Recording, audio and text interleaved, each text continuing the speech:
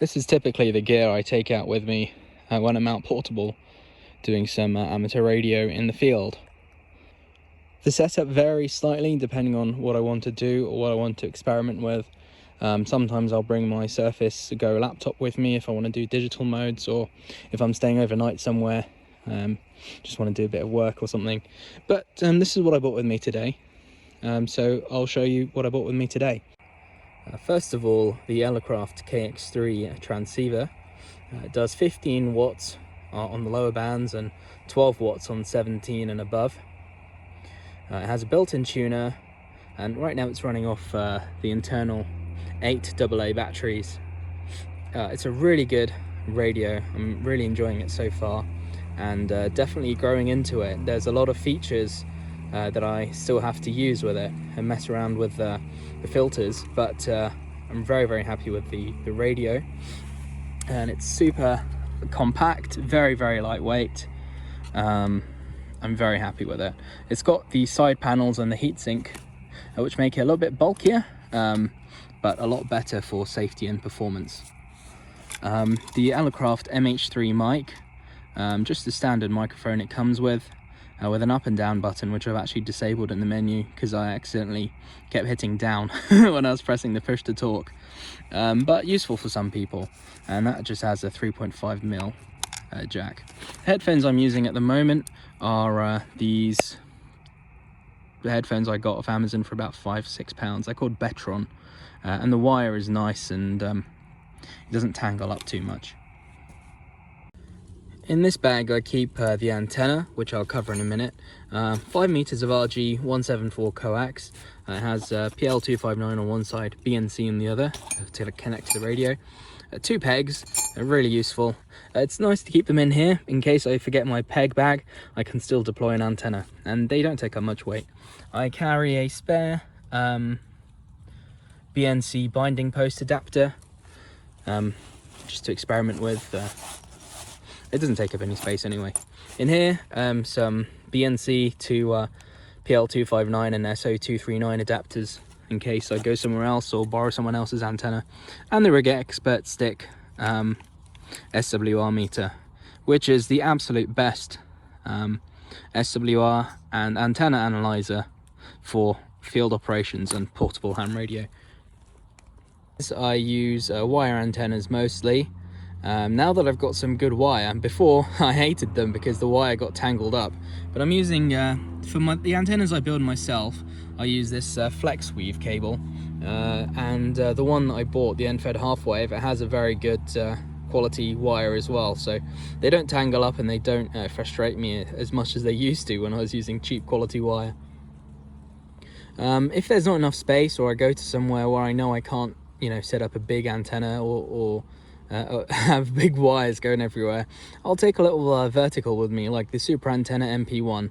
I even have the Elecraft AX1, although I haven't actually tested it yet, so when I go and do a SOTA someplace high, I'll give that a go. The mast is the SOTA Beams Carbon 6 carbon fiber mast.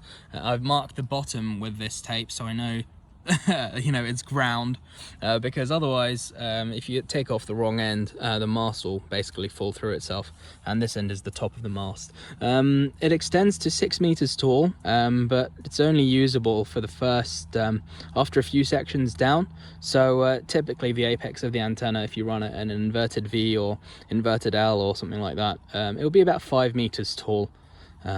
It's coped with all the wire antennas I've put on it so far, and also I take these 2 ground stakes with me, so they sort of slot into each other to make one long ground stake, and that supports the antenna as well as the antenna wire sort of acting as guys. I don't bring any guy rope with me, but that's also because I haven't really operated in windy conditions, so that might change if I go out to somewhere which is very windy, like a summit. What I'm sitting on is a little Hikeman outdoors tarp type thing, 90 centimeters by 2.1 meters. It's pretty good, very lightweight, and packs up into this bag. And the pegs are some metal pegs by this company, Selper, which I just got off Amazon. So let me grab a peg because I'm packing up now anyway. These are good because they're fully metal. They don't bend. I've stood on them and they don't bend. Other ones bend quite a lot. They have a little eyelet so you can tie things through, which I think is a really good feature to have. So I'm a big fan of these pegs. I didn't know I would have an opinion about pegs or stakes, but I do, and I can recommend these. They're quite nice and very sturdy.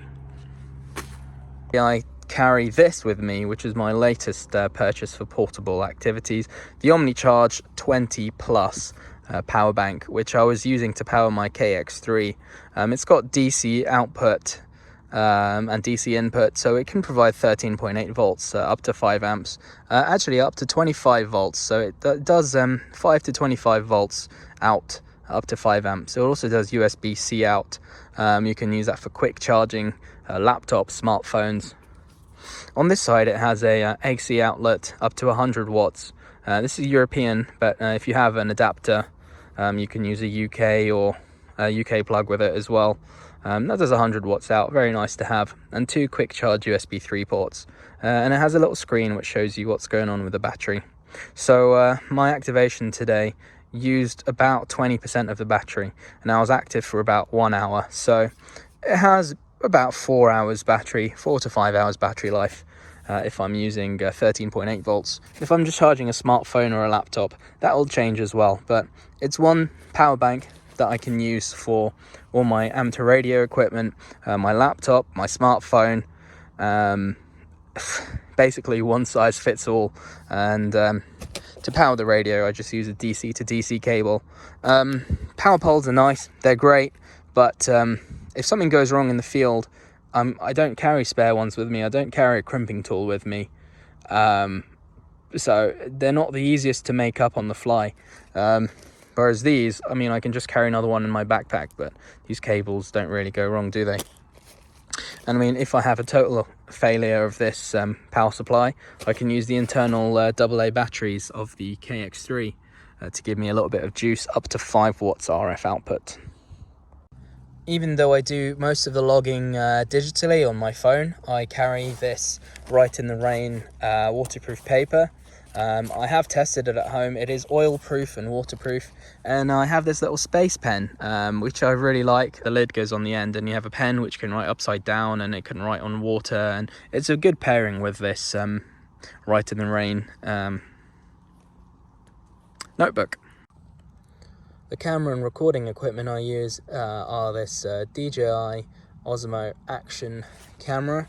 It's like a GoPro, but it's made by DJI, who are also the drone company.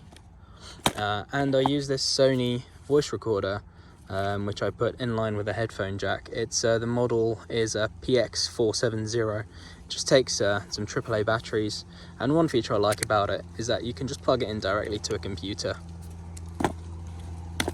to take all the audio off, and that all goes in this little bag here. Osprey Manta 34. I love this backpack. I had the Stratos 50, which I used for a while, but it's too big for day trips. Even this is a little bit too big for day trips. I only half fill it, but so let's talk about the pockets. It has a back pocket which you can put a hydration pack in, but I've taken it out and I use it to store the Mast in and keep my lunch in there. In the middle pocket, you can see I keep all my radio equipment in there. At the moment it's just the bag for the SOTA Beams Carbon 6 Mast, but all my radio equipment goes in there. It has a front pocket. Let me unzip that. You can put sunglasses or a mobile phone, or even the Elecraft AX1 antenna will fit in there. In these pouches, I keep the notepad and the spare power cables, and actually I also have a little plug here. So if I need to recharge the power bank or my phone, it's a little plug with USB-C and a USB-A port, which is really small, and so I keep that with me as well.